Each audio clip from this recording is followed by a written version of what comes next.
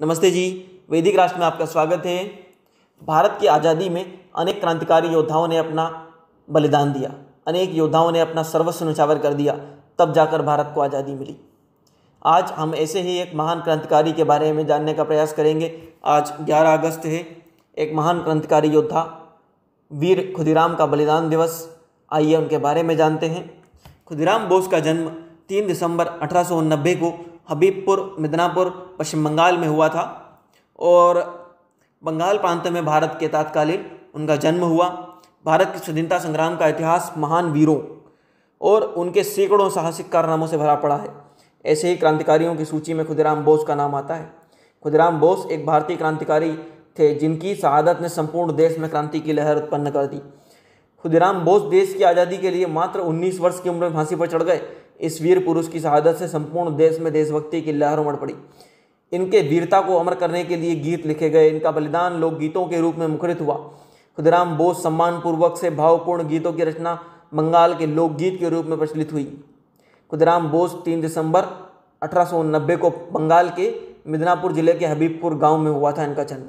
इनके पिता का नाम त्रिलोक्यनाथ बोस, माता का नाम लक्ष्मीप्रिय देवी था। बालक खुदीराम के सिर से माता पिता का साया बहुत जल्दी उतर गया, इसीलिए उनका लालन पालन उनकी बड़ी बहन ने किया। उनके मन में देशभक्ति की भावना इतनी प्रबल थी कि उन्होंने स्कूल के दिनों से ही राजनीतिक गतिविधियों में भाग लेना आरंभ कर दिया था। सन 1902 और 1903 के दौरान अरविंद घोष और भगिनी निवेदिता ने मेदिनीपुर में कई जनसभाएं की और क्रांतिकारी समूहों के साथ भी गोपनीय बैठकें आयोजित की। खुदीराम भी अपने शहर के उस युवा वर्ग में शामिल थे जो अंग्रेजी हुकूमत को उखाड़ फेंकने के लिए आंदोलन में शामिल होना चाहता था। खुदीराम प्रायः अंग्रेजी साम्राज्यवाद के खिलाफ होने वाले जलसे जुलूसों में शामिल होते थे, नारे लगाते थे। उनके मन में देश प्रेम इतना कूट कूट कर भरा था कि उन्होंने 9वीं कक्षा के बाद ही पढ़ाई छोड़ दी और देश की आज़ादी के लिए मर मिटने के लिए जंग आज़ादी में कूद पड़े। 20वीं सदी में के उसके प्रारंभ में स्वाधीनता आंदोलन की प्रगति कार्य को देखते हुए अंग्रेजों ने बंगाल विभाजन की चाल चली, जिसका घोर विरोध हुआ। इसी दौरान सन 1905 ईस्वी में बंगाल विभाजन के बाद खुदीराम बोस स्वाधीनता आंदोलन में कूद पड़े। उन्होंने अपना क्रांतिकारी जीवन सत्येंद्र बोस के नेतृत्व में शुरू किया। मात्र 16 वर्ष की उम्र में उन्होंने पुलिस स्टेशनों के पास बम रखा, सरकारी कर्मचारियों को निशाना बनाया। वह रिवोल्यूशनरी पार्टी में शामिल हो गए और वंदे मातरम के पर्चे वितरित करने में महत्वपूर्ण भूमिका निभाई। सन 1906 में पुलिस ने बोस को 2 बार पकड़ा। 28 फरवरी 1906 को सोनार बंगाल नामक एक इश्तेहार बांटते हुए बोस पकड़े गए। पुलिस को चकमा देकर वहां से वह भागने में सफल रहे। इस मामले में उन पर राजद्रोह का आरोप भी लगाया गया। उन पर अभियोग चलाया गया, परंतु गवाही न होने से खुदीराम निर्दोष छूट गए। दूसरी बार पुलिस ने उन्हें 16 मई को गिरफ्तार किया। कम आयु होने के कारण उन्हें चेतावनी देकर छोड़ दिया गया।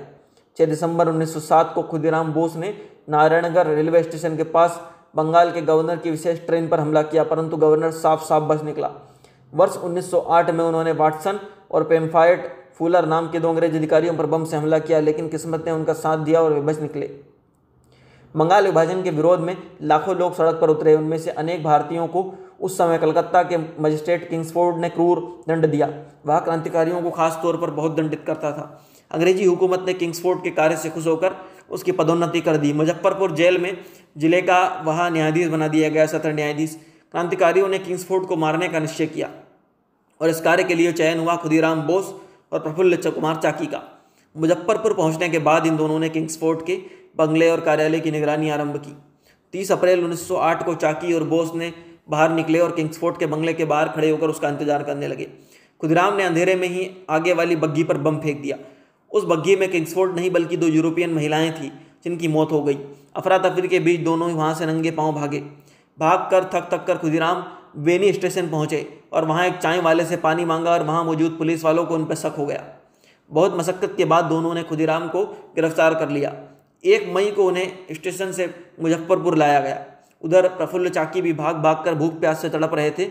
1 मई को ही त्रिगुणाचार नामक ब्रिटिश अधिकारी सरकार के कर्मचारी ने उसकी मदद की। रात को ट्रेन में बैठाया और रेल यात्रा के दौरान ब्रिटिश पुलिस में कार्यरत एक सब इंस्पेक्टर को शक हो गया। उसने मुजफ्फरपुर पुलिस को इस बात की जानकारी दे दी। जब चाकी हावड़ा के लिए ट्रेन बदलने के लिए मोकामा घाट स्टेशन पर उतरे तब पुलिस पहले से वहां मौजूद थी। अंग्रेजों के हाथ मरने की बजाय चाकी ने खुद को गोली मार ली और शहीद हो गए। इधर खुदीराम बोस गिरफ्तार कर उन पर मुकदमा चालू हुआ, फिर फांसी की सजा सुनाई गई। 11 अगस्त सन 1908 को उन्हें फांसी दे दी गई। उस समय उनकी आयु मात्र 18 वर्ष और कुछ महीने थी। खुदीराम बोस इतने निडर थे कि हाथ में गीता लेकर खुशी खुशी फांसी पर चढ़ गए। उनकी निडरता, वीरता, शहादत ने उनको इतना लोकप्रिय कर दिया कि बंगाल के जुलाहे के ने खास किस्म की धोती बुनना आरंभ कर दिया। बंगाल के जुलाहों ने बंगाल के राष्ट्रवादियों और क्रांतिकारियों के लिए यहाँ अनुकरणीय हो गए। उनकी फांसी के बाद विद्यार्थियों तथा अन्य लोगों ने शोक मनाया। कई दिनों तक स्कूल कॉलेज बंद रहे। इन दोनों नौजवानों ने एक ऐसी धोती का प्रचलन हो गया जिसके किनारे पर खुदीराम लिखा होता था, और इस घटना से डरकर किंग्सफोर्ड भी भाग गया। अर्थात ऐसे महान क्रांतिकारियों को उनकी शहादत बलिदान दिवस पर हमारा नमन। आप भी ऐसे महान वीरों को याद करें, उनके बारे में पढ़ें, उनके बारे में सुनें। भारत के क्रांतिकारियों के बारे में पढ़ने से इस आज़ादी का मूल्य हमें समझ आता है।